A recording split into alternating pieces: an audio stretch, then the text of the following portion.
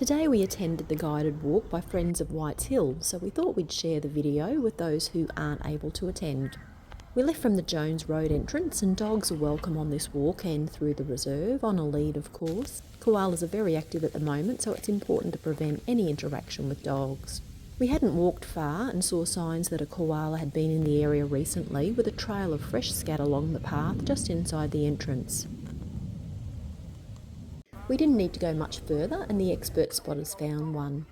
You can see how difficult they can be to spot, camouflaged perfectly in the branches. Not long after, we found another koala who looked very round, so we think that this one had a joey. She climbed higher into the tree for a feed, as they prefer to eat the freshest tips of the leaves, which are easier to digest and higher in moisture. They're often high in the tree when it's cool to try to stay warm, and lower in the tree in the shade when it's hot. You might sometimes see chalk marks on paved paths. The arrow tells you what direction the koala was spotted in, and the date is when it was spotted.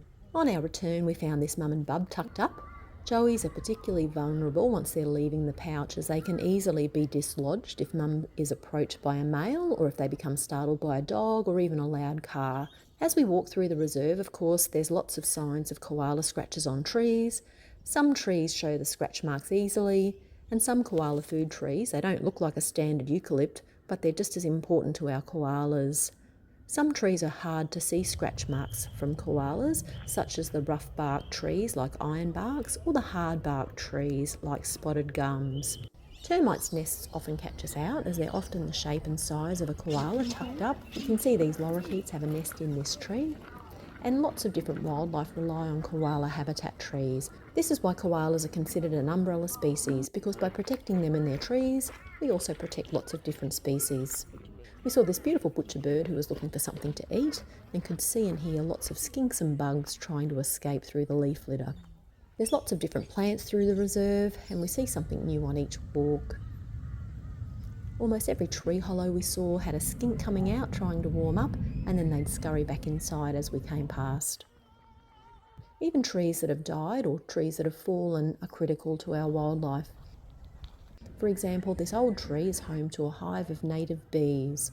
They're smaller than European bees and very cute. People would walk straight past this hive without even realising it was there.